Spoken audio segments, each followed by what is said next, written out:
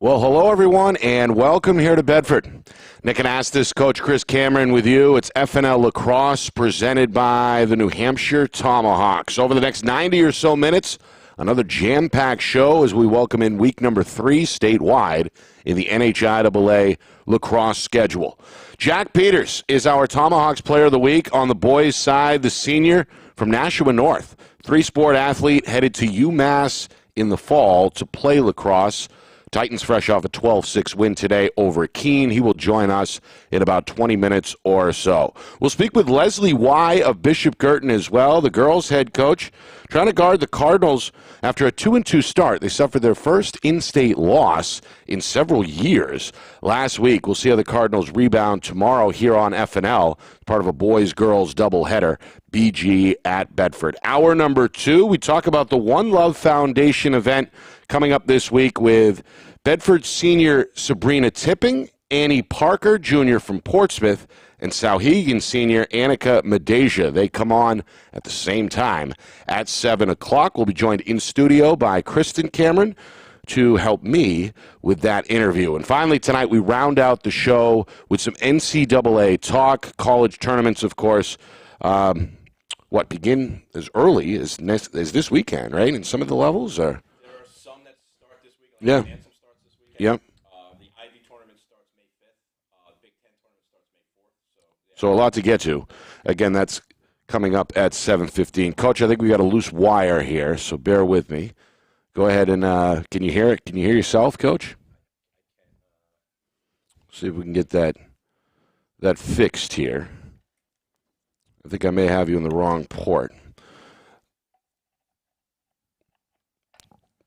Better now? Check. Oh, yeah. There we go. All right, we got you, Coach. So to the apologize. to the NCAA tournament action, yes, the NE10, which is St. Anselm, Southern New Hampshire locally, they start this weekend. Saturday, yeah. St. Anselm heads down to Pace on Saturday. The Ivy tournament starts. It's playing at Columbia. Princeton was the first team to qualify for the Ivy tournament, so they could either be the 1 seed or the 3 seed. Rutgers has a play-in with Maryland to get into the Big Ten tournament, so there's a lot of exciting lacrosse coming up. All right. We will touch on that, as we said, in hour number 2. Let's begin, though, with a look at the standings. In boys Division 1, Exeter is the lone unbeaten at 5-0. They look good here on this channel last week with a win over Bedford 13-7. As we know, they've got a tough schedule over the next couple of weeks and will be battle-tested. Merrimack off to a good start at 3-1. Coach, your club suffered their first loss of the season. Again, an overtime affair against a very good nationally ranked out-of-state opponent in Staples down in Providence. That's a game where you guys held a lead in the fourth quarter, but in the end didn't have the finish you were hoping for. The only time we were losing in the game was the final score. We jumped out to a 6-0 lead. We're up 10-5 in the fourth quarter. And we learned a lot from it. We competed hard. Last year, they took it to us pretty good. They were the number one public school in the country last year, and they beat us, I think, 17-9. They beat us pretty good. So this year, our kids were ready. We competed. We did everything. They did everything we asked. We learned one thing that we talked about today at practice was you got to be able to close out a half, close out a quarter, close out a game. We were up 6-0. They scored 3 goals late in the second, and then they did the same. We didn't close out the game, and they tied it up in overtime. How was the crowd down there? What was that? Great crowd. It was a like? Fantastic. Providence College is just it's a great college campus to be on, and their stadium was it's like a soccer lacrosse stadium just for those 2 sports, and the fans are right on top of the field. The Nest, the Cardinals, big fan support showed up, came out to support the boys, and it was a gregreat day. A little chilly down there in Providence, but still it was a great game, showing that New Hampshire can compete, with the national teams throughout the country. And your club ready for tomorrow, I assume. That's always a fun tomorrow, matchup, it's always fun, especially being an FNL game. The boys, when I told them they were fired up for this one, Bedford, Coach Bordeaux's going to have them running. He's going to have them buzzing. They're going to be running through a wall. They're believing in themselves right now. So we're, I think it's going to be a different team than we faced last year. Last year we knocked them out they gave us a good game during the regular season. The playoffs was a little bit lopsided. But this year I think there's a new energy. There's more talent. So, they don't have too many holes. I mean, they're very good on defense. They have some good D middies. They don't run a lot of offensive middies. I mean, we're definitely deeper. And then their defense, they have 3 really good close D, and then they have 2 good middies and 2 LSMs, Enriqueo and Hadley. So they're good top to bottom. Right. The key was, will be face-offs, possession of the game, and then can we play at our pace? We're going to want this game up, 16, 17. That's where we're going to want it. They're going to want it a little bit slower. Pinkerton also in that mix amongst the D1 leaders at 4-2. A couple of out-of-state wins already for the Astros. We touched on them.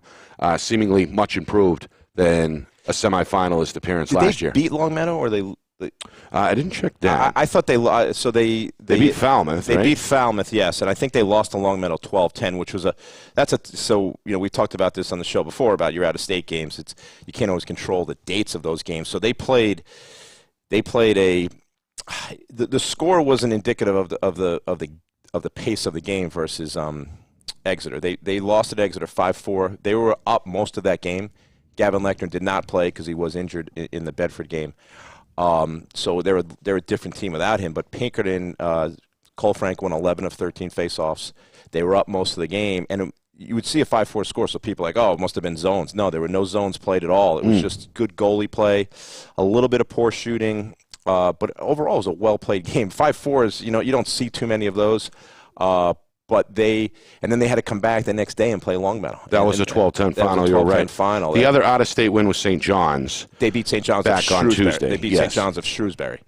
Not St. John's Prep of Danvers, but it's still a good win for them. Yeah. So Pinkerton at 4-2 after the setback against Exeter and Longmeadow. They get Andover tomorrow. North, a couple of wins. We'll talk about that with Jack Peters here coming up momentarily, and of course Londonderry as well, 2-2. Those are the teams above 500 in Division 1. In D2, Derryfield, Wyndham, and Portsmouth are all unbeaten at the top of the food chain. Cougars are 5-0, Wyndham 5-0, Portsmouth right behind them at 4-0, and then a handful of teams with just one loss as well. Hollis Brookline, as we know, Timberlane 4-1. We'll see them in the upcoming week. St. Thomas and also Merrimack Valley is 3-1 there. So a few teams off to a good start in Division II. Yeah, Coach Gill's doing a great job at Merrimack Valley. Coach St. Laurent at Hollis. Derryfield doubled up St. Thomas. And that was the team that we thought could have been in that mix. I think they beat them 12-6 was the final.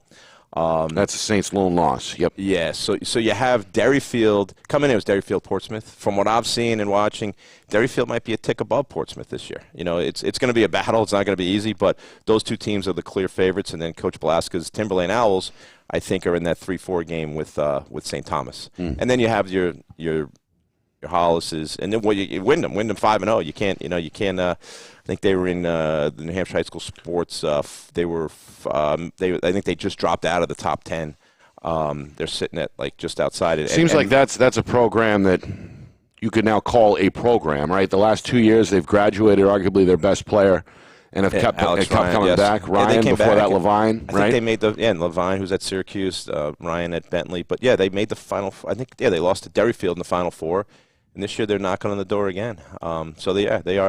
They're a program. Their youth program is not what it was, but I think they have just enough to be competitive.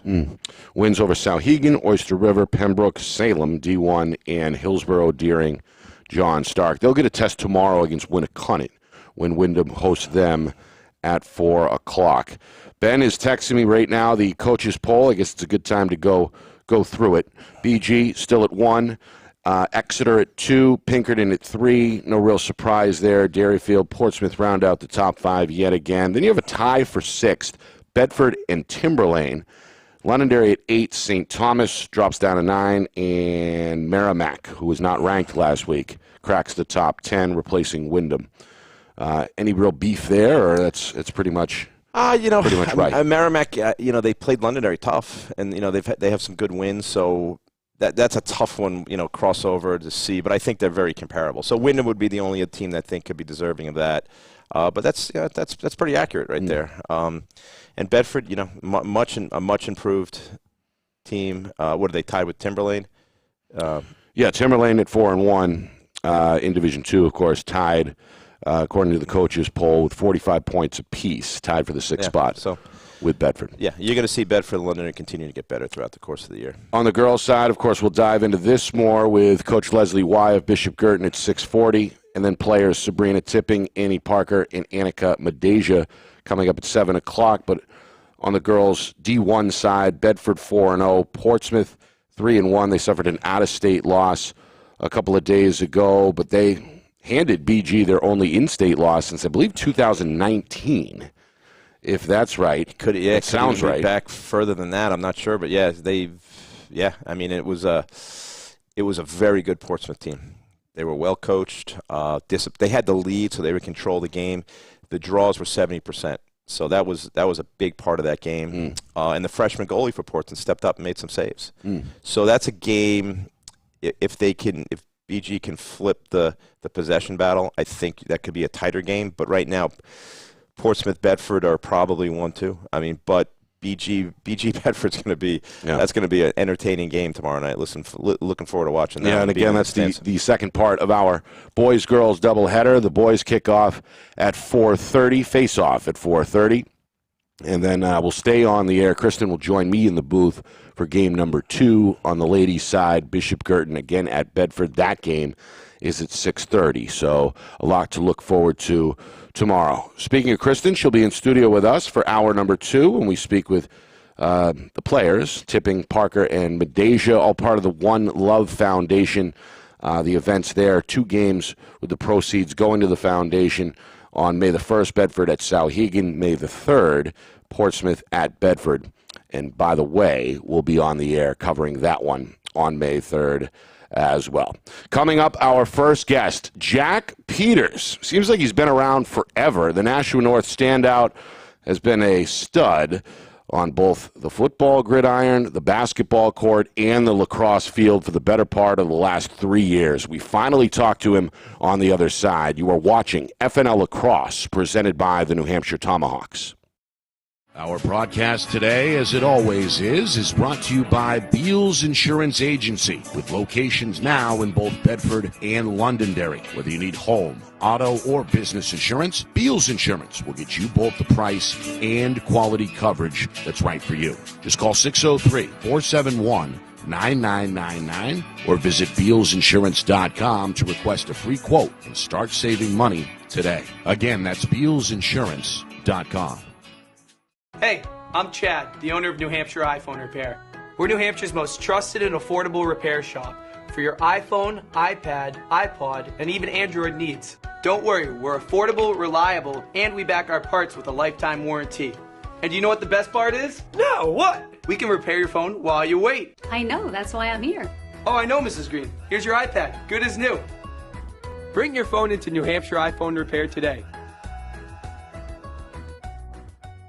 The New Hampshire Tomahawks promote the highest level of club lacrosse competition, not just in the state, but in the country. Looking to get recruited? Director Chris Cameron keeps an open dialogue with the nation's top college lacrosse coaches. Over 400 New Hampshire Tomahawks alumni have played at the college level, including the ACC, Big East, Big Ten, Ivy, NESCAC, NE10, and more. The New Hampshire Tomahawks coaching staff has over 100 coaches, including current high school varsity and college coaches. The Tomahawks offer training for players of all ages, clinics, camps, and leagues, along with spring, summer, and fall elite teams. So play with the best. The New Hampshire Tomahawks, showcase and development for college lacrosse. Visit NewHampshireTomahawks.com and girls.nhtomahawks.com.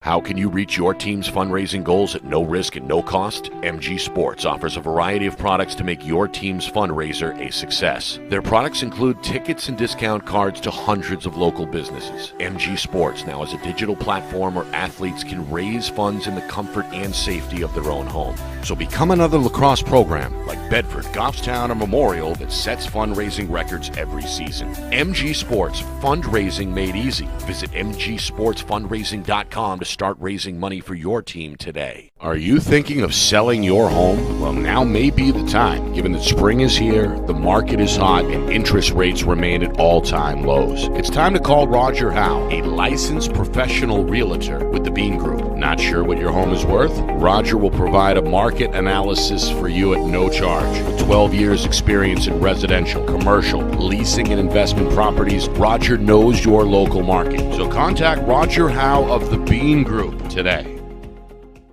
Buy local and save big. For over 26 years, Spectrum Monthly has been providing great local offers from businesses in New Hampshire and Massachusetts, delivered to your mailbox every month. Spectrum is chock full of savings from your favorite businesses. From local restaurants and retail stores to entertainment, fitness, and home improvement services. You'll have easy access to thousands of dollars in savings, including exclusive offers for Spectrum readers. Every month, enter our readership contest for a chance at winning cash and local gift certificates. Spectrum Monthly, no one brings you better offers.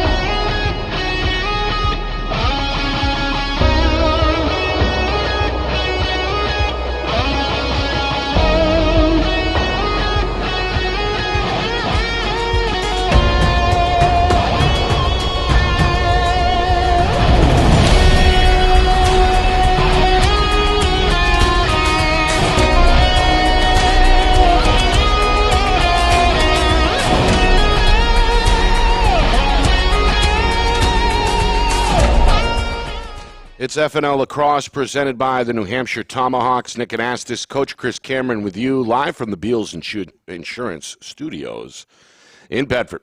Coming up, Leslie Y., the Bishop Girton head coach. Big game for the Cardinals tomorrow when they take on undefeated Bedford. We'll have coverage of that, part of a boys-girls doubleheader at 4:30 and 6:30 right here on Friday Night Lights, New Hampshire. Hour number 2, 7 o'clock Eastern, we talk with Sabrina Tipping, Bedford senior, Annie Parker, junior from Portsmouth, and Annika Medeja, the senior from Souhegan, all at the same time, all looking to promote the One Love Foundation events coming up next week. Kristen Cameron will join me in studio for the segment, and then we round out the show with some NCAA talk. But right now, our Tomahawks Player of the Week on the boys' side is senior Jack Peters, the Nashua North standout, fresh off a Titans victory today over Keene, 12-6, the future UMass Minuteman joining us. And we do have video. Good to see. Jack, welcome aboard, my friend. How are you? Thank you. I'm doing great. I appreciate the invite on the podcast. I'm happy to be here today. We appreciate it. Been a fan of yours, frankly, for a while now, since you were a linebacker as a sophomore on that state championship football team. And, of course, got to see you on the hardwood over the last couple of winters and now again on the lacrosse field. How busy have you been the last 3 years as a three-sport athlete, and how have you been able to juggle everything so well? I've been busy. I really don't know how else to give it to you. Not many breaks. To be honest with you, I think my parents play a big part in it. You know, they help me whenever I need it. This past game, Friday, I actually forgot my lacrosse bag in my mom's car, and she came to the rescue and dropped it off during school. So my parents are a huge part. But yeah, we I don't get many breaks, to be honest with you. We go straight into lacrosse season about 2 weeks after football or after basketball ended this year, and then I think I might have had 1 week in between football and basketball, so not much. I try to stay in the weight room as much as possible. I wasn't able to at all actually during the basketball season, and then I recently strained my quad preseason during lacrosse, so that also kept me out of the gym a little bit. But I am 100% now, fully recovered from that, so I'm feeling good. As you said, just came off a great win today, and yeah, I like where I'm at right now.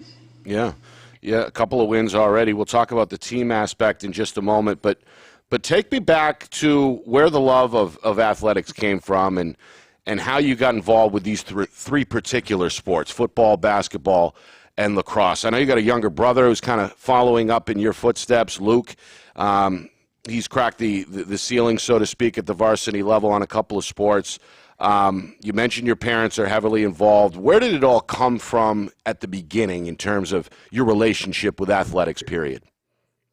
So I really it just kind of came to me naturally. I mean, there was never a point in my life where I wasn't playing a sport. You know, like you said, there's hasn't been many breaks, not only through high school, but essentially throughout life, just because, you know, I played baseball when I was younger in the spring, before lacrosse. There was a point where I used to be on 3 basketball teams at the same time. I used to play Nighthawks. I used to play in the town league, and then I would play for the school in middle school.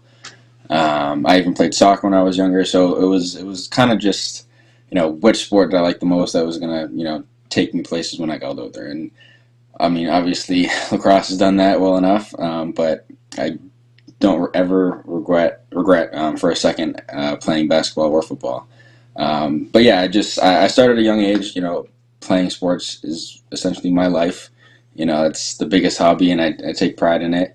But yeah, I played football, I played baseball, and I played basketball when I was younger. So before lacrosse was even in the picture, I kind of went down that route of baseball, following in my dad's footsteps because that used to be his sport. Yeah, he was very good in high school, almost made it to the league, had some injuries, one of those situations. And, you know, I wasn't bad at it. You know, I don't think I would say baseball was my sport necessarily. It just, you know, it didn't really fit my speed, I guess you could say. But once I picked up lacrosse, which I believe was in elementary school. I'd say fourth or fifth grade. I couldn't turn back. I think I started at a level higher than most kids did, just athletically speaking. I remember playing on Nashville Blast, which was the first team I ever played on, and just kind of having like a step up on most other kids, which was probably part of the reason I fell in love with it so much. Because I was able to succeed at it so well, it kind of, made me want to play it even more than a sport like baseball, where, I succeeded in certain aspects of the game, but, obviously that wasn't going to take me anywhere just because, I didn't spend too much time with it. And it was kind of a hit or miss because if I didn't like that, I always had lacrosse to rely on too. But yeah, there's just been all gas, no brakes since then, pretty much. I mean, and that's the way, Jack. That's the way you play on the field too. I could see baseball not being the fit because Nick, he likes to go around and play very physical. Right. He likes to play very physical. Whenever we play you at North, you got to make sure you know where Jack Peters is at all time. So this summer, you kept me extremely busy with phones after every single game, every single tournament. Like, what's Jack Peters doing? What's he thinking? So take us through. And you were one of the, there was probably 15 kids, I think 12 to 15 kids already committed to D1 already. But you were patient and you let the process, you trust the process, I guess. So take us through a little bit about that. And then I'll tell the story I'll tell the story first about you becoming a D midi. We're playing at the tournament. I remember it was the summer. Brian and I were coaching. We came to you before the game. Right before the game, said, Jack, we need you in a D midi role right now. You looked at me, you smiled, and you just embraced it. And ever since, I think there was no looking back. You didn't even question anything. You just trusted that we said this is how you're gonna excel, and boom. So take us through that D midi and then the recruiting process. And I can see you're not short for words. So go. Yeah, thank you. I remember it as broad as daylight. I remember the tournament. I remember the game. And like you said, I was genuinely excited for it. I mean, a lot of people, I couldn't really tell at the beginning of the whole process if it was them being sympathetic for me or if they just, genuinely thought it was a good idea. But I mean, everybody talked about how putting me in that position was able to give me the opportunity to embrace my athletic ability a little bit more, and show off the strength and speed that I have, which I couldn't agree with more. I mean, I think it might have taken me a little bit to realize at the beginning, just because, I was still getting in the swing of things. I don't even know if, I necessarily knew what a D-Midi was at the time, just because we never had one, or at least a designated one. I was never familiar with other teams having one that, we take note of. But yeah, I mean, I don't regret it for a second being moved there. I mean, I love it. It's given me more opportunities that I can keep track of. And like you said, ever since that day, it's just, I've never looked back. I love the, what's it called? I'm blanking, sorry. The background of just the term D-Midi. I mean, I love it. A lot of people have told me it suits me. A lot of people have told me that. It describes you. Toughness, toughness, selfless, physical. And that's who you are. So then fast forward, that was the summer of 2020, I think, summer of 20. Yeah. And then fast forward to the summer of 22, where you just took over the recruiting stage.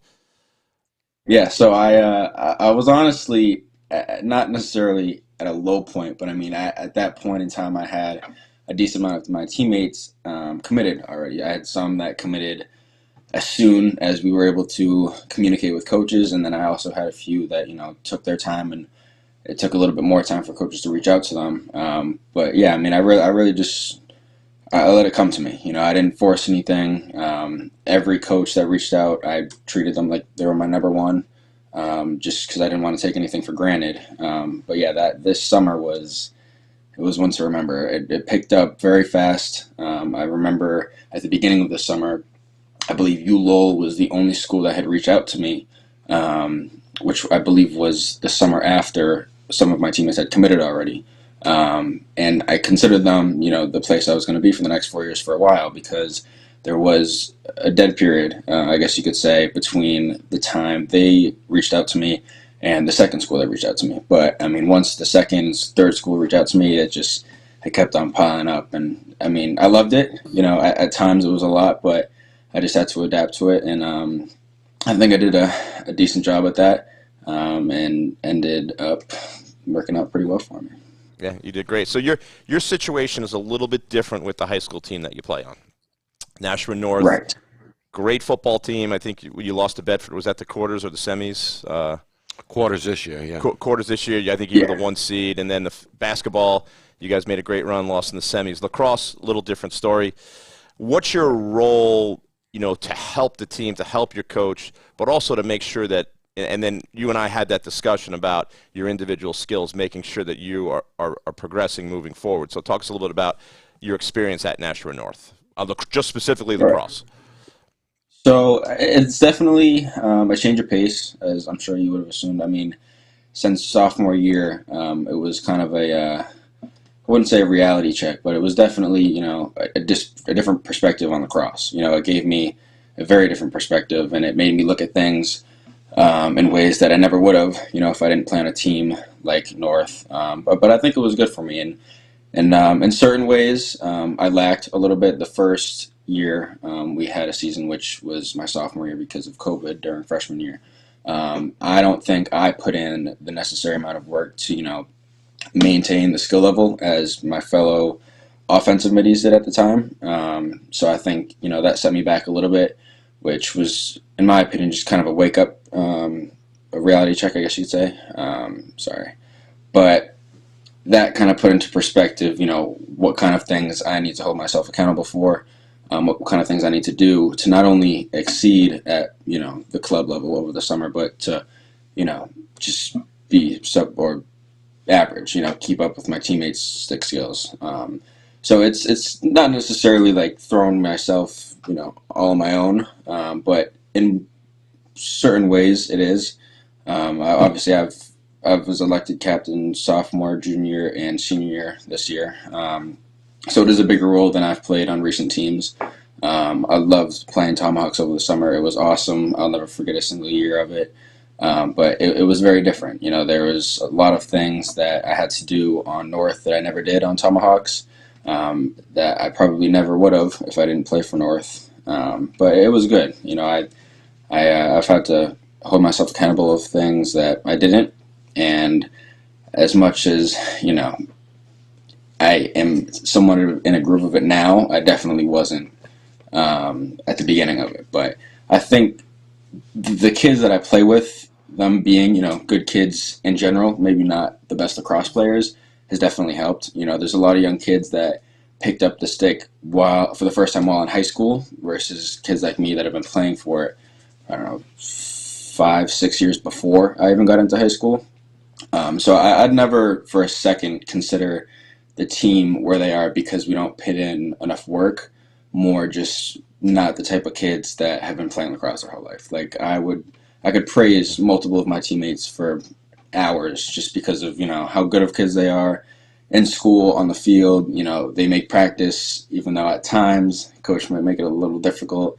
My teammates make it better. They're an awesome group of kids to be around. They make it that much easier for me. But yeah, I mean, I couldn't say more than a few bad things just because, the kids, they're awesome. They're genuinely awesome. And they make practice something I look forward to, and games even more exciting just because they take it that much more serious when they see kids like me that have been playing their whole life. Kind of this is where it happens. Like game time is game time. You got to flip the switch and, go out there and do what you can. And certain kids, can only do so much. But, I mean, I enjoy it. I think some people in my situation, they might not take as much pride in it just because, if they don't see eye to eye with most kids, on top of, not having the best record in the past, it'd be frustrating. But I think, I've developed a bond with most of the teammates. We've got a new goalie this year. Our Fogo is a freshman. And I think I've taken advantage of the situation and turned it into a good one. Two wins already this year, and you got Central. Right. You got Manchester Kings coming up again. So, well, Jack, final question from me is about the future. Obviously, UMass won the sweepstakes, so to speak, and they've got themselves a pretty good player. But what was attractive about the program in your eyes? Why UMass, and why, I guess, were the Minutemen at the top of the heap at the end of the day? So one of the biggest things was the coach. Canella is an awesome guy. After my first unofficial visit, it was kind of a no-brainer. Being part of the Tomahawks, I had been to the campus countless times for tournaments, and even for other teams like showcases. But once I had gotten there and I actually got to see the entire campus for itself, it was like an entirely different world. I had no idea how big it was, how nice it was. And a lot of people kept saying the same thing to me after I had committed, and said that the Minutemen were kind of like that gritty, D-Midi type of school, which I loved, and I understood exactly where they were coming from, because when people would tell me that, I'd often tell them that it was kind of like that at-home feeling without being at home. There were a few schools that I looked at that weren't as close, which I enjoyed. Looking at schools before I committed, I kind of like the feeling of not being so isolated and kind of in a city or surrounded by a lot of things to do. But I genuinely think UMass is kind of like a city in itself, just because the campus is so big and it's so nice, which I didn't realize before the visit. But yeah, back to what I was saying, Cannell is an awesome guy. Fosner, who had initially reached out to me, being the defensive coach, he's an awesome guy. Coach Smith, I've heard so many great things about them that I was genuinely honored to be able to speak with them and communicate with them all throughout the summer. So I believe UMass was the best fit for me. Yeah, well, half my family tree went there, so I can personally attest you're in good hands. Jack, thanks for joining us. Good luck the rest of the season. Enjoy your final couple of weeks as a high school student. Best of luck this summer, and best of luck in the fall when you head down to Amherst. We appreciate you joining us tonight. Thanks, Jack. Awesome. Great job. Thank you so much for having me, guys. You guys have Thank a good you. one. Jack Peters, a man amongst boys, Coach. Yes. Right, as you said yourself, he kind of defines the position exemplified, right, of D-Midi. Yeah, when you play three sports like that, you aren't able to work on lacrosse skills year round. So he fell, and he said it himself, like when he was playing at North, he fell behind a little bit offensively. So we're like, all right, what's the best way to get this kid recruited with he's an unbelievable athlete. He's unbelievably tough, and he just embraced that role right from that first tournament, and he just took off running from there. And he had lots of options this summer, which was good. Hard work pays off. I can imagine. Heck of a football player, too, yes. as we know. All right, coming up, Leslie Y. Bishop Girton. The Cardinals in action tomorrow, part of a boys-girls doubleheader here on Friday Night Lights, New Hampshire. The girls suffered a setback, a rare one, an in-state loss for the first time since 2019. Coach going to address us and look forward to the future with us next here. You are watching FNL Lacrosse. It's presented by the New Hampshire Tomahawks. Our broadcast today, as it always is brought to you by Beals Insurance Agency, with locations now in both Bedford and Londonderry. Whether you need home, auto, or business insurance, Beals Insurance will get you both the price and quality coverage that's right for you. Just call 603-471-9999 or visit BealsInsurance.com to request a free quote and start saving money today. Again, that's BealsInsurance.com. Hey, I'm Chad, the owner of New Hampshire iPhone Repair. We're New Hampshire's most trusted and affordable repair shop for your iPhone, iPad, iPod, and even Android needs. Don't worry, we're affordable, reliable, and we back our parts with a lifetime warranty. And do you know what the best part is? No, what? We can repair your phone while you wait. I know, that's why I'm here. Oh, I know, Mrs. Green. Here's your iPad, good as new. Bring your phone into New Hampshire iPhone Repair today.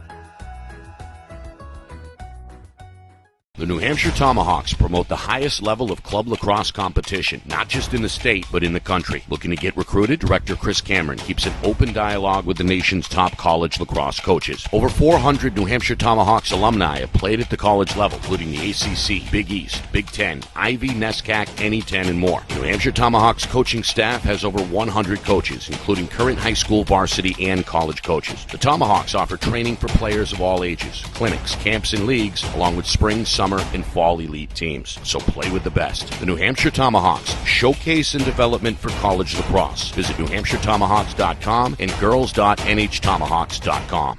How can you reach your team's fundraising goals at no risk and no cost? MG Sports offers a variety of products to make your team's fundraiser a success. Their products include tickets and discount cards to hundreds of local businesses. MG Sports now has a digital platform where athletes can raise funds in the comfort and safety of their own home. So become another lacrosse program like Bedford, Goffstown, or Memorial that sets fundraising records every season. MG Sports, fundraising made easy. Visit mgsportsfundraising.com to start raising money for your team today. Are you thinking of selling your home? Well, now may be the time, given that spring is here, the market is hot, and interest rates remain at all-time lows. It's time to call Roger Howe, a licensed professional realtor with the Bean Group. Not sure what your home is worth? Roger will provide a market analysis for you at no charge. With 12 years experience in residential, commercial, leasing, and investment properties, Roger knows your local market. So contact Roger Howe of the Bean Group today.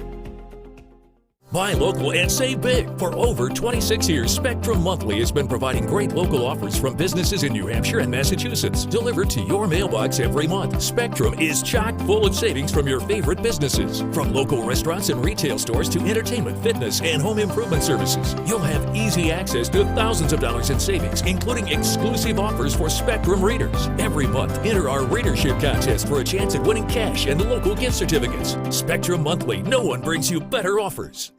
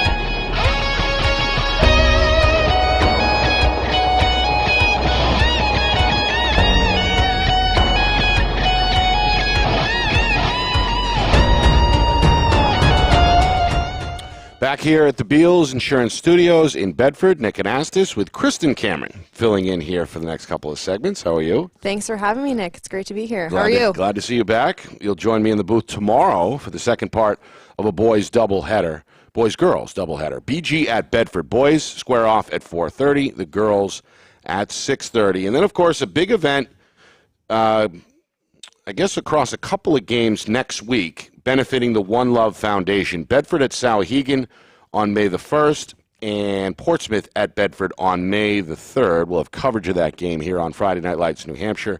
And joining us in about 20 minutes or so to talk about / promote those games, Sabrina Tipping, senior from Bedford, Annie Parker, the Portsmouth junior, and Annika Medeja, the Souhegan senior, all going to join us at 7 o'clock. But first, Bishop Girton head coach Leslie Y is going to return to the show right now as we bring her in live from the car, all bundled up and ready to go. Coach Y, how are you? I'm good, Nick. How are you? I'm good. A little unfamiliar territory to hear about a loss. When I got the text the other night from you guys, we're on the wrong end of, I think, a 16-11 final score against Portsmouth. Yep. Your first in-state loss in 4 years. That's quite impressive, but all good things, I suppose, have to come to an end, Coach. How are the girls after that game, and I guess have they put it in the rearview mirror with the big game against Bedford coming tomorrow night, or how exactly has the feeling around the team been the last week or so? I think it's been solid, and it's been very optimistic, and I think you have to put those things in the rearview mirror pretty quickly, but you have to take away exactly what needs to be worked on and keep that right at the forefront. And that's what we did. we worked on our draws, we worked on our 50-50 ground balls, and we worked primarily on our team defense. And we really brought that to bear because we had Westwood 2 days later, and Right. Westwood's no slouch as the, two-time state championship team in Massachusetts. So in that game, we checked the defense box, we checked the ground ball and the draw box, and then the offensive situation wasn't. It was still a little nervy, a little twitchy. So that's what we've spent again this past week working on those elements. So yeah, we knew this was going to be a building year because we lost 6 starting seniors that pretty much had mastered their positions on the field. And now we have 6 kids that have never started before. They've played a lot of Tomahawk or GSE or club, but they haven't started for our program before. So it's a big step up time. So a lot of growth. Yeah. Some of those players that have come to the forefront, Coach, I'm sure over the first 4 or 5 games have played well. Who are some of those names that maybe we're not as familiar with here at the varsity level that have stood out so far, at least in your eyes? Yeah, I think, our captains, of course, have stood out. Maddie Hartsock, Kate Daly, and Tess Prunier. They were starters last year, so they returned. But Lauren Redfern, Cam Schmidt, and I'm sure I'm, blanking here, but there's been a lot of the sophomores and juniors that have stepped up to really fill those empty spots. Sophomore goalie, Maddie Eder-Linnell, she stepped up and had a great game coming back off of Portsmouth. She really bounced back and played well against Westwood, had some big saves. So, but those are the kids that are filling those shoes for the first time. And, it's a little nerve-wracking, I think, and they're getting used to those jobs. So, yeah. And how about you as the head coach and the staff around you?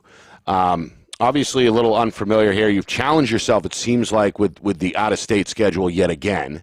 You catch the early in-state loss, which again hasn't happened in several seasons. right. Have you guys had to do anything differently the last couple of weeks in regards to the loss, or is it more business as usual? You've stuck to what's made you so successful so far? I think we've kept with the culture pieces and the philosophy and the methodology of the coaching and the culture, but we've really had to go back and teach very specific elements of team defense and things that last year that unit had down really well, with Delaney Romalo leading that backfield and really being a strong leader back there, very vocal, and McKenna Reiki being very vocal. And so that's where we've had to, really up our coaching and up our drill sets and our practice planning to make sure that, we're bringing them up to speed as quickly as possible and teaching them all about how that defensive unit needs to operate. Because that's really what happened in Portsmouth was the slides weren't coming. The communication wasn't there. It was really quiet back there. It was very unfamiliar for us as coaches. And I think we just assumed that was just going to carry forward. And it didn't. And we had never played Portsmouth before the other day. So before last week, we had never played them in my reign here at BG. So I've coached a lot of those kids at Tomahawks, but haven't played them as a unit. And they have an outstanding, probably one of the best assistant coaches in the state, I would say, at this point. So she definitely brought a lot of knowledge to bear. And that team, they played really well. And they were really hot and hyped for the game. So all credit to them. Awesome. Coach, it's good to see you. Excited to be in the booth tomorrow.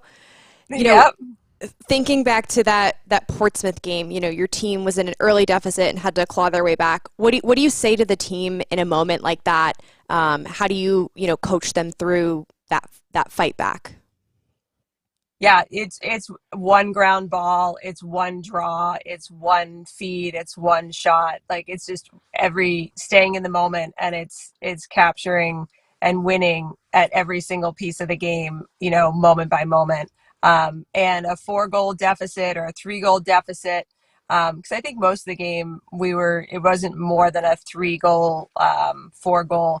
And then at the end, when we went to press, I knew that it was going to be, it would start to build up. So, but yeah, you just have to, it has to be, this is a building opportunity. And one of our goals, we have 4 team goals this year, and none of them are win every game or be undefeated. You've got to win the ground ball. You've got to be very present and just keep going after it, and you can close that gap. So that's what we talked about. And we have a team full of fighters, so nobody's giving up, and everybody's learning and taking it one step at a time and building towards, the end of the season, which is where we have to compete for that championship. Yeah, that's part of the process, right? Get better by the week, and then kind of see what happens when it's all said and done, see where you are, so to speak. On the other side, of course, Bedford is the lone unbeaten and has been your rival for the last several seasons. What do you make of this year's Bulldog squad? What are you looking to I guess, take away tomorrow night, without, of course, spilling all the beans here? But coaching-wise, what do you see when you see Bedford? Well, I know that they always are going to give us a fight. There's so much heart in their core players, and they are a never say die team as well.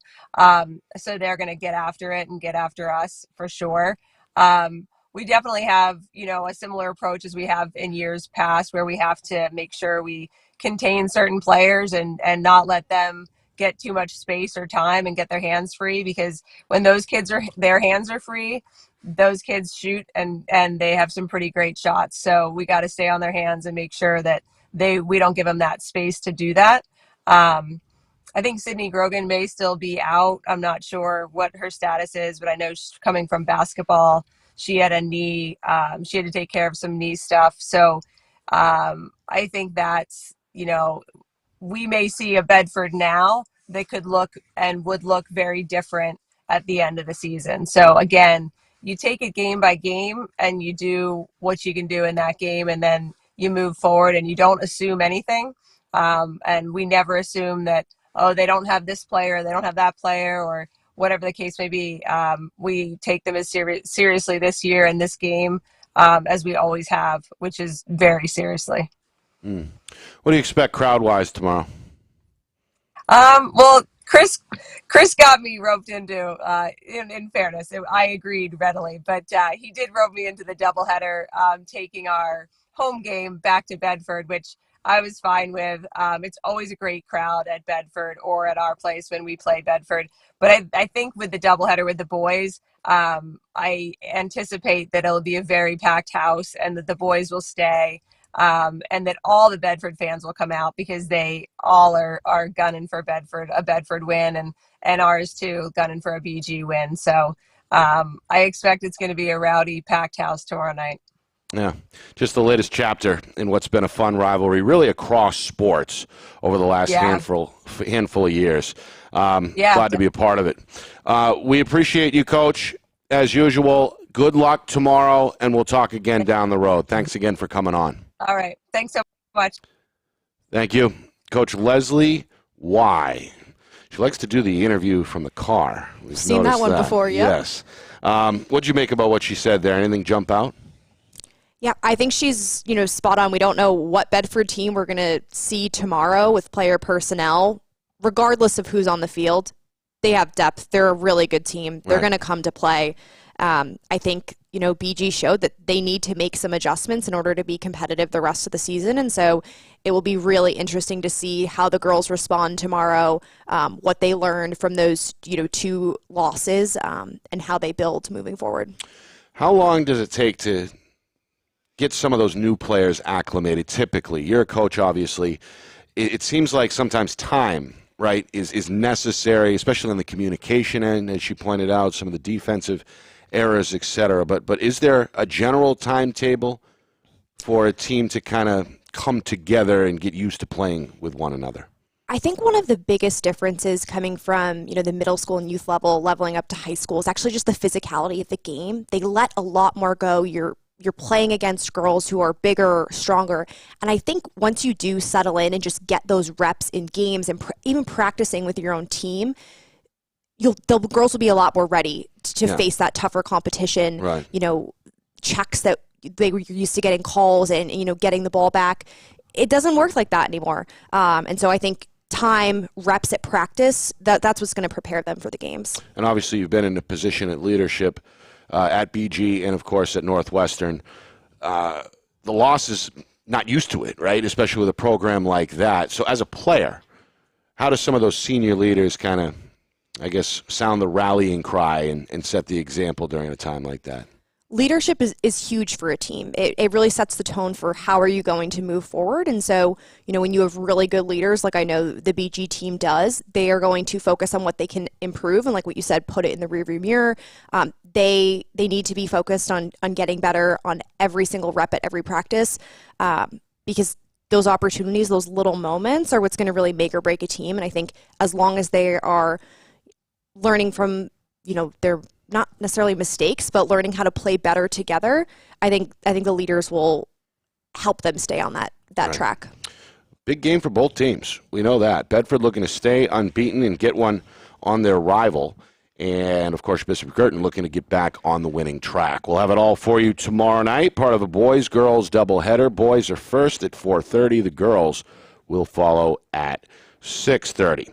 All right, we got Bedford's Sabrina Tipping on the other side, joined live with Annie Parker of Portsmouth and Annika Medeja of Sauhegan. They're all promoting the One Love Foundation events next week. Bedford at Sauhegan on May 1st, Portsmouth at Bedford on May the 3rd. We'll find out what exactly that's about and check in with those three in general on the other side. Hour number 2 is next. You are watching FNL Lacrosse. It's presented by the New Hampshire Tomahawks. Our broadcast today, as it always is brought to you by Beals Insurance Agency, with locations now in both Bedford and Londonderry. Whether you need home, auto, or business insurance, Beals Insurance will get you both the price and quality coverage that's right for you. Just call 603-471-9999 or visit BealsInsurance.com to request a free quote and start saving money today. Again, that's BealsInsurance.com. Hey, I'm Chad, the owner of New Hampshire iPhone Repair. We're New Hampshire's most trusted and affordable repair shop for your iPhone, iPad, iPod, and even Android needs. Don't worry, we're affordable, reliable, and we back our parts with a lifetime warranty. And you know what the best part is? No, what? We can repair your phone while you wait. I know, that's why I'm here. Oh, I know, Mrs. Green. Here's your iPad, good as new. Bring your phone into New Hampshire iPhone Repair today.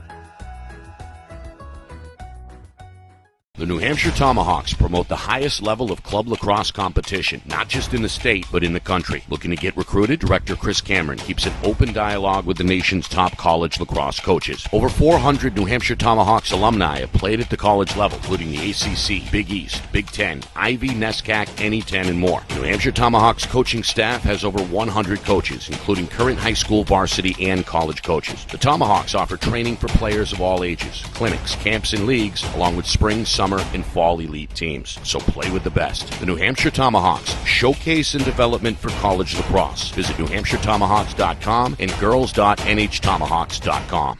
How can you reach your team's fundraising goals at no risk and no cost? MG Sports offers a variety of products to make your team's fundraiser a success. Their products include tickets and discount cards to hundreds of local businesses. MG Sports now has a digital platform where athletes can raise funds in the comfort and safety of their own home. So become another lacrosse program like Bedford, Goffstown, or Memorial that sets fundraising records every season. MG Sports, fundraising made easy. Visit mgsportsfundraising.com to start raising money for your team today. Are you thinking of selling your home? Well, now may be the time, given that spring is here, the market is hot, and interest rates remain at all-time lows. It's time to call Roger Howe, a licensed professional realtor with the Bean Group. Not sure what your home is worth? Roger will provide a market analysis for you at no charge. With 12 years experience in residential, commercial, leasing, and investment properties, Roger knows your local market. So contact Roger Howe of the Bean Group today.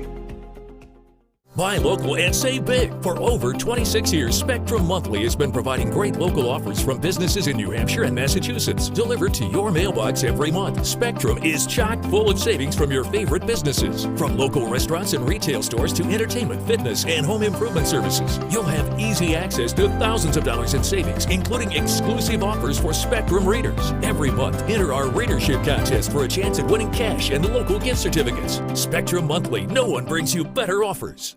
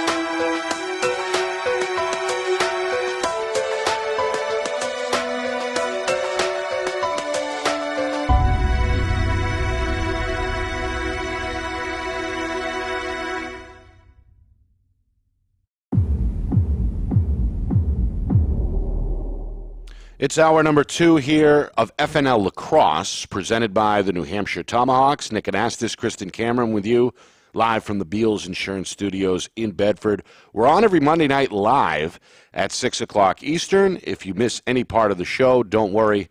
You can watch it up under the videos section on our YouTube channel, FNLNH Media. Again, Friday Night Lights New Hampshire on YouTube at FNLNH Media. All right, let's bring in Annika Medea, the Sauhegan Junior defender, going to join us right now, again from the car. We appreciate it, Annika. How are you? Good. How are you? I'm good. I hope you're not driving, correct? No, I'm not. I'm stopped. Okay. Hands free here. Yes. We appreciate you coming on. We're hoping to get Sabrina Tipping of Bedford and Annie Parker of Portsmouth, if we can, here over the next couple of minutes. But we'll start with you. Obviously, you've been a big part of the Sauhegan program, not just this year, but really since you got there, and have had a lot of success over the last couple of years. What's it meant like to you to be a Sauhegan player? I love it. I feel like the culture is just amazing, and we have like an amazing coaching staff. And coming into playing lacrosse, it's not my main sport, and feel like everyone's like brought me up and my confidence up a ton. And how about this year? Obviously a very tough schedule, it looks like, to begin. You've got Pinkerton on there, Bishop Girton in the season opener. You got a big win there in game number 2. Is it kind of the one game at a time mentality with this group? And where is your role amongst the leaders in the clubhouse? Yeah, I definitely say we're taking it one game at a time. And I feel like my role is more to build the defense up. I'm the only returning defender, so that's kind of been like a little rocky, but definitely like just helping build people up, and like our coaching staff is doing an amazing job making us all come together as one. All right, let's bring in now Sabrina Tipping, live from, I believe, the field over there at Bedford, or Yes. where are you, Sabrina? I'm right outside my school. We just finished practice. Okay, so good timing. We appreciate you jumping on. Of course. We'll get back to Annika in just a moment, but tell me a little bit more about this cause here, the One Love Foundation, and how you're going to be playing for that foundation in a couple of games next week against both Sauhegan and Portsmouth. Tell us and the viewers a little bit more about the cause and how your team got involved in it.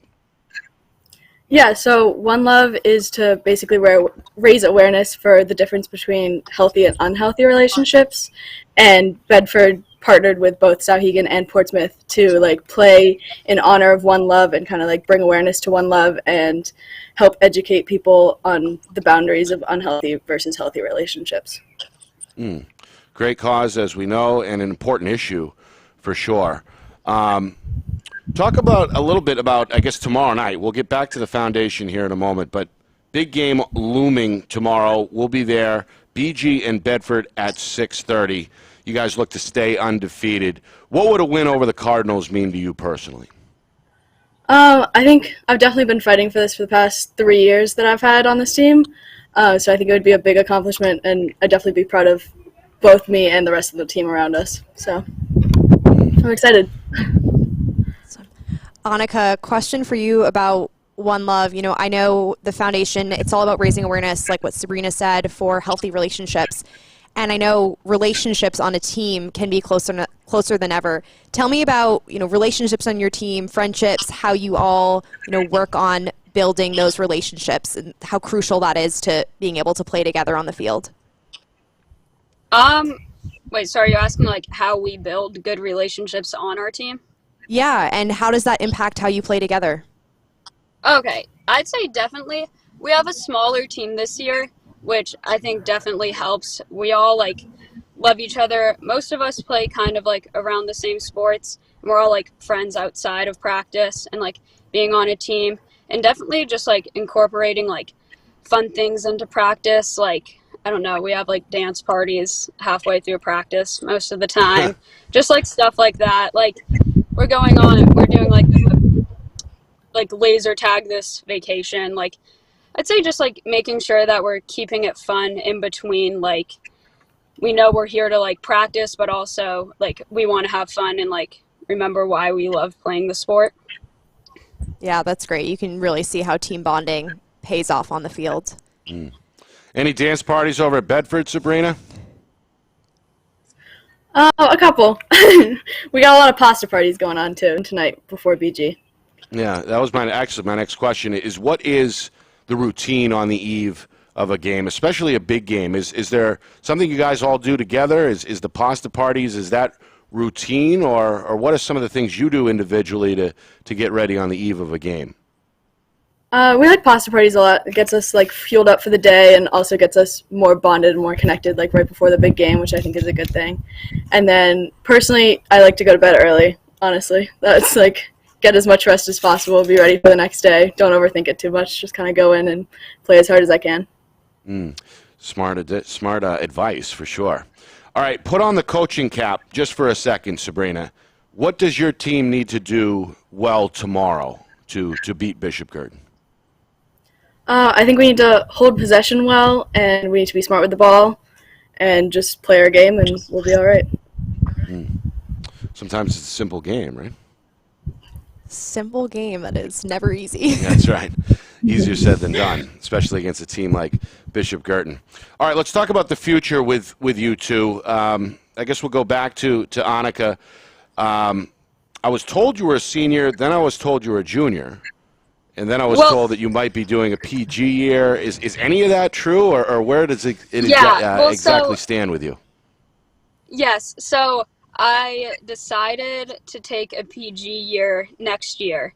And so, like, in all of my like files and everything for sports, it says I'm a 24, but I will be graduating from Sauhegan. And then I'm going to Proctor next year. So you're graduating early. No. So Graduating on time. Senior right now, but yes. will graduate from Proctor in 2024. Oh, okay, So I got you. sports-wise, she's a Okay. junior. Okay, got you now. Yes. Okay, So, like, I'm being recruited as a junior. And why Proctor? It was just like the best fit, like academically. They have a Mm. really good like academic help, which with being dyslexic, I kind of need. Well, it sounds like you're in good hands and made a good choice for sure. Yes. Proctor has got a great reputation for that. So, and Yes, how about you, very. Sabrina? Sabrina, you're a senior as well. What's in store for you after graduation? I'm going to RPI next year and play in lacrosse. Perfect. Another Yeah. great school. Absolutely. All right. We appreciate you two coming on. We're going to say goodbye. Best of luck the rest of the way. And best of luck tomorrow, Sabrina. We'll see you on the field. Thank you. And we appreciate you guys coming on to promote the One Love Foundation events next week with the games. Bedford Sauhegan on May the 1st, Portsmouth at Bedford on May the 3rd. Thank you two very much for joining us tonight. All right, now we're going to bring in Annie Parker, the junior midfielder from Portsmouth who just finished up their game against Andover. Going to join us, I believe, live from the field. She's also, of course, a Syracuse commit. There she is. Annie, welcome inside FNL Lacrosse. How are you tonight? Good, how are you? I'm good. Thanks for coming on. What happened Thanks for tonight having against Andover here? Give us some breaking news. How'd you guys do? We won 20-8. It was a great game. Wow. Lots of people contributed. It was awesome. Congratulations, 20-8. That sounds like a blowout over a good team like Andover. That's good to hear. How did you play tonight? Great. I was able to get a few goals and lots of assists, and we played great defense as a team, so that was awesome. Your team is red hot out of the gate with a big win over Bishop Girton that really made headlines last week, and you're back on the winning track tonight with an out-of-state win over Andover. Is this about as good of a start as you could have hoped for here to kick off your junior season? Yes, this is definitely what we hope for, and I think this is just a huge confidence booster, and like playing more games is just each one we're just going in one by one hoping for a win. So Yeah. It sounds like you guys are having a blast too, right? yes, lots of fun. Okay, good. The jump up from Division II, where you guys were champions last year, to Division I, hasn't seemed like it's made any big of a difference. You continue to win. Have you noticed a difference in the competition between Division II and Division I, or is it too early to tell? Or what are your first, I guess, thoughts on playing against D1 competition? It's definitely like each game we have to compete.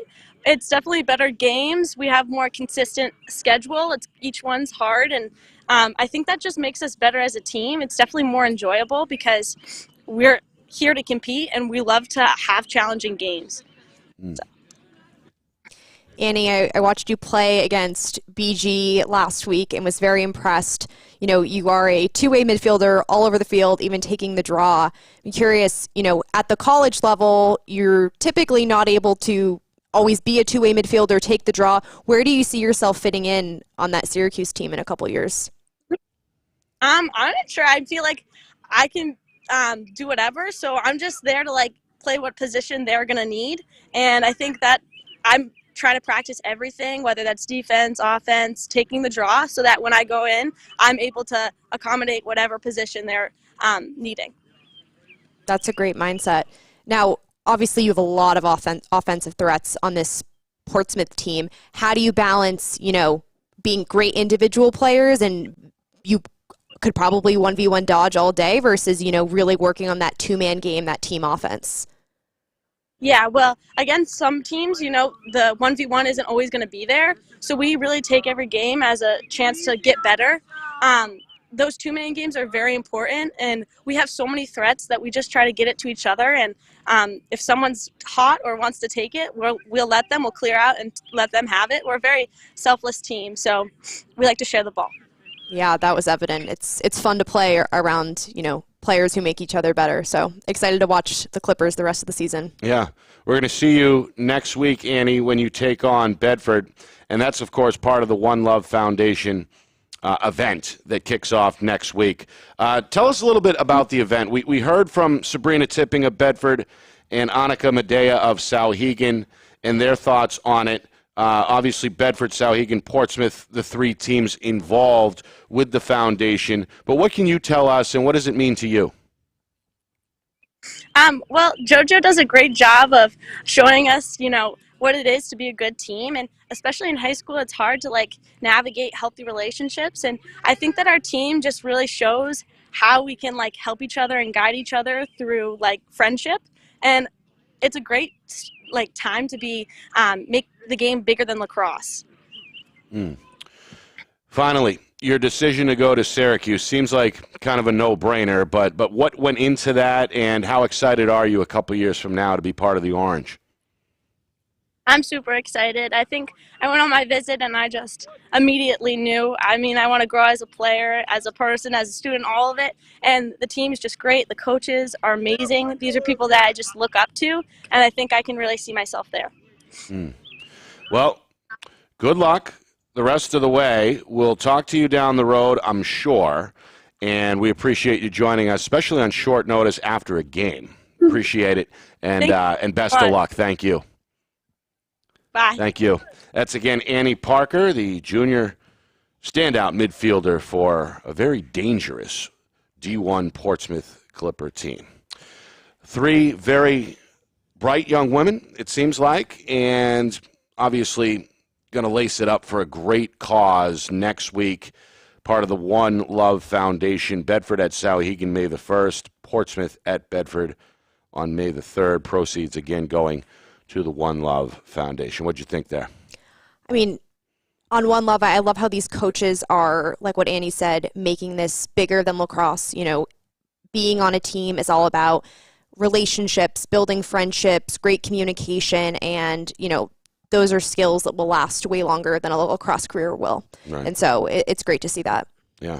And a good way to, I guess, rally the team around a cause, right, which is important, which can bring the team together oftentimes, right? Yeah, absolutely. And you see the way all of these girls talked about their teams and how much fun they have and how close they are. And there's something so special about those relationships. And especially at high school, these are going to be, friends and teammates for life. And so I think this will create a lot of energy heading into those games next week. All right, reminder, a boys-girls doubleheader for you on the way tomorrow, part of our Friday Night Lights New Hampshire Game of the Week, presented by Beals Insurance. We're underway at 4:30 with the boys, and then 6:30 with the girls. Kristen and I will be on the call for game number 2. Roger Howe and I for game number 1.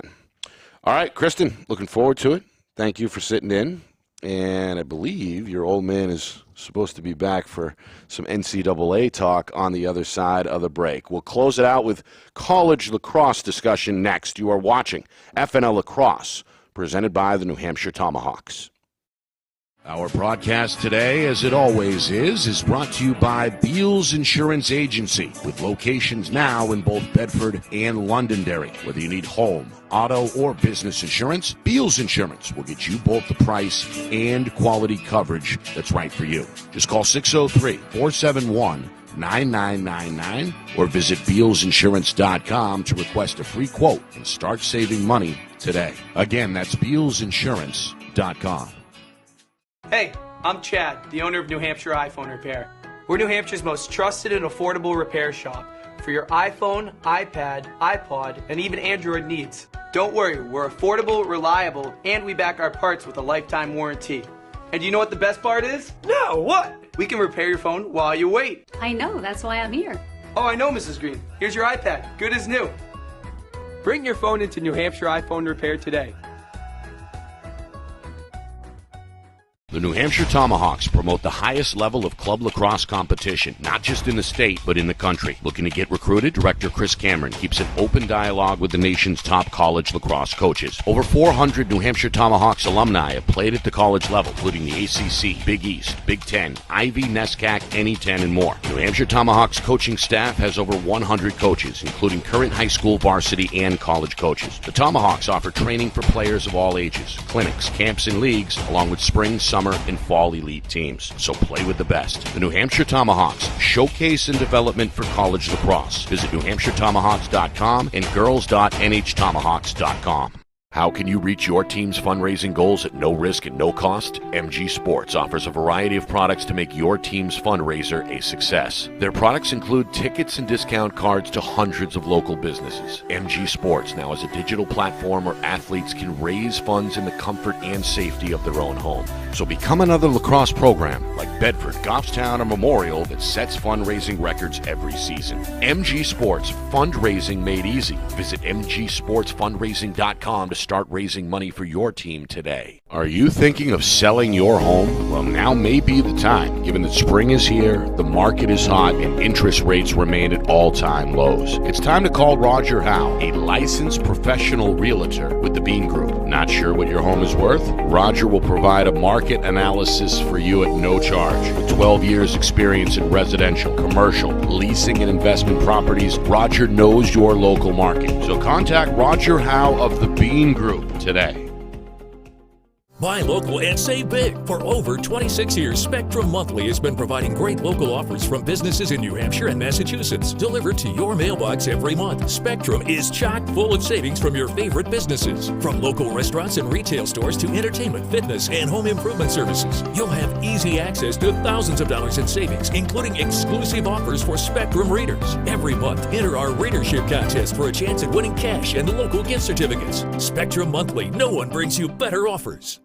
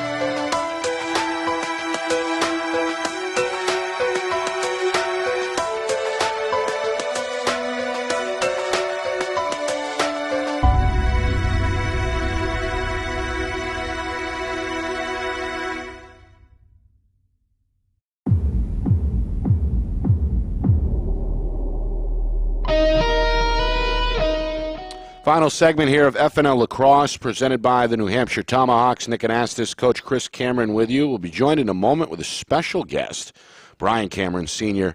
from Rutgers. NCAA talk here, Coach. Regionally or locally, you got the Northeast 10 tournament coming up, still a week to go there, but some of that seeding starting to come to place, including with St. A's and Southern New Hampshire. Both look like they're going to be on the road in the quarterfinals. That's what it looks like. It looks like the Snoo's locked in as the 6th seed. They opened up with, I think, 4 straight losses, and then they rattled off 5 straight wins. They're hot right now. They're right? hot, so they're going to be playing the 1, 2, 3. Lemoyne, Adelphi, and Bentley is a little bit up in the air. But right now, if it ended today, they'd be playing at Bentley. And then St. A's, the 5 seed, has to travel to Pace, and they just lost to Pace by a goal. So it's certainly a winnable game, but I think St. A's has to win that tournament to get into to make the NCAA tournament. Yeah, it seems like that would be the scenario here as a 5 seed, but as we know, that's a program that has become used to making the NCAA tournament. They have. The last couple of years. They played. They were close. They were close to, going to the national championship, close to beating Lemoyne this year. Right. SNU, we have, Ryan Ozier's standing out, having a great season there. Chris Valentine just hit his 100th goal. So some great, local kids doing well there. On the national scene tomorrow, we have we got a few. We have Spencer Clark from Exeter, Hunter Mason Druin from Pinkerton, and then Nate Liberty from Pinkerton. They're like at 1-2 seed. I think they're going to wind up being the 2 seed in their conference with Vermont. So they have a good chance to make the NCAA tournament. They did lose to Vermont last week. They play Brown tomorrow, which is a good kind of test to see how good they really are, because they don't have a great out of conference schedule, but they've been dominating their conference. So that's good to see. And that has still a week to go in the regular season. They have, I think they have one weekend this weekend left, and then their conference tournament. The Patriot League starts their conference tournament. I think they have one round of games left where BU has a battle with Army for the 1 seed. So BU and Army are one. Army's 1-1 right now. BU's 2. And of course, your son plays for BU. Princeton. Used to play for BU. But Army has several of your John Sullivan players as well. Right? John Sullivan is he was banged up, didn't play the last few games, but he was a starting defenseman. And as a freshman, he did a year Army prep, but he's just having a sensational year for them. They're a top 10 team, and he's starting for them. And Dawson Clark, same route as John, did a year prep, and he's on the man up team. So he gets some minutes. He's been productive with limited time, but he's done very well when he's out there. Good. And how about Brian? We're about to bring him in here in a moment. Tough way to potentially end his senior year with Rutgers with a leg injury. How's he doing here before we talk to him? So he was having an All-American type year. I mean, the numbers, he had 25 goals through, I think, seven or 8 games. And then he was out for 3 games in overtime, and the win over Princeton, got injured, came back in against Michigan and had a 4-goal night on ESPN, which was special just to see him back. And then he got re-injured. So we're hoping that he's able to come back and play Maryland, because they're kind of in a he could talk a little bit, but they're do or die. I mean, this is basically a playoff game for Rutgers. They made their Final Four run last year. This year they have to beat Maryland to make it to the semis of the Big Ten tournament. And is that still the best conference, you think, top to bottom? Well, last year was the year. At least one of them, right? Last year was the year of the Ivy. 6 teams made it from the Ivy into this year, maybe 2. So this seemed like an outlier. Yeah, it was. But I think they had a lot of the kids that took a gap year, they had 5th years. Now some of those kids that had the extra Ivy year are playing at ACCs. This year's the year of the ACC, because you have the top 3 teams in the country are, in order, Notre Dame, Duke, Virginia. Those are the 3 clear-cut, so it's the year of the ACC. And the Big Ten. The Big Ten has like 5. At one point they had all 6 teams in the top 20. So the ACC and the Big Ten are the top conferences, with the Ivy just a tick outside.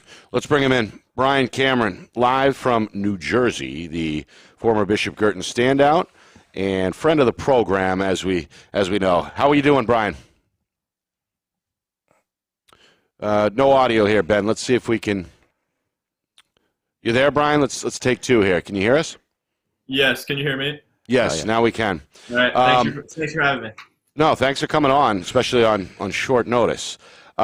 How are you health-wise here? Any closer to getting back, or is that too much to ask for, you think, at this point?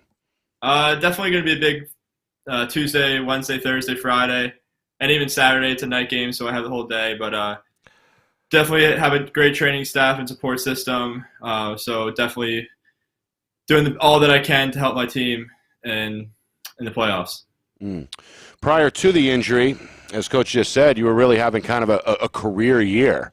Obviously, you started at North Carolina, made the switch, and seemingly have now found a home as one of the more productive players, not just on the team, but in the country. What was different about this year for you, where everything seemingly just clicked? Yeah, last year it was a great year. We had a lot of fifth-year guys. I kind of came in January and found my role. This year I have a more prominent role with a couple people graduating and really stepped up and just feel more confident within the offense and, more of a leader on the team, especially in the offensive room. So I'd say that's just the biggest, more comfort, more time, and a lot of hard work in the off season.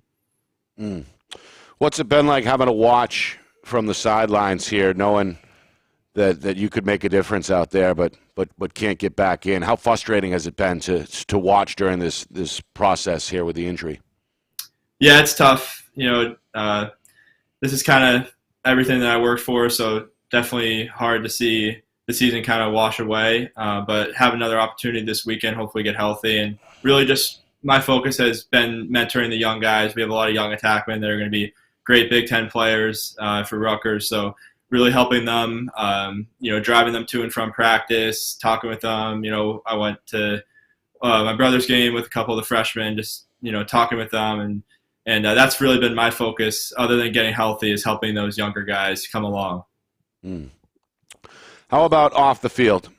Graduation looming, right? Are you on schedule here? And what's next after lacrosse? I know it's still kind of a strange concept. It must be, given how close to the game you've been. But what's next after graduation? What's coming up this summer?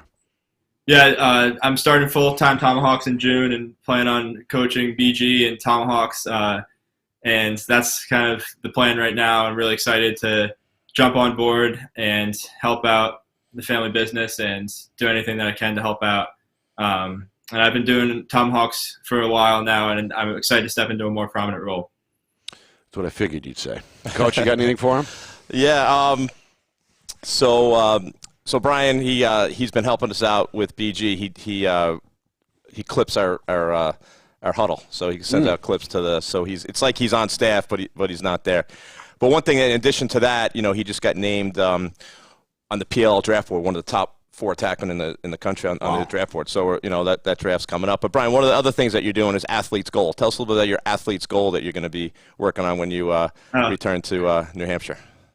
Yeah, it's definitely an idea that I have that I've been working on all spring. Working with athletes on preparation, perspective, identity, something that I think something that really gets washed over. You get a lot of players working on their skill year-round, doing private lessons, club teams, different sports, but the mental side of the game often gets overlooked, and I think that that's something I really want to help focus on. The next athlete that wants to follow in my shoes, help them the best that they can in that respect. I think it's a great idea, and I hope you do pursue it. Listen, best of luck this week. I know it's nerve-wracking.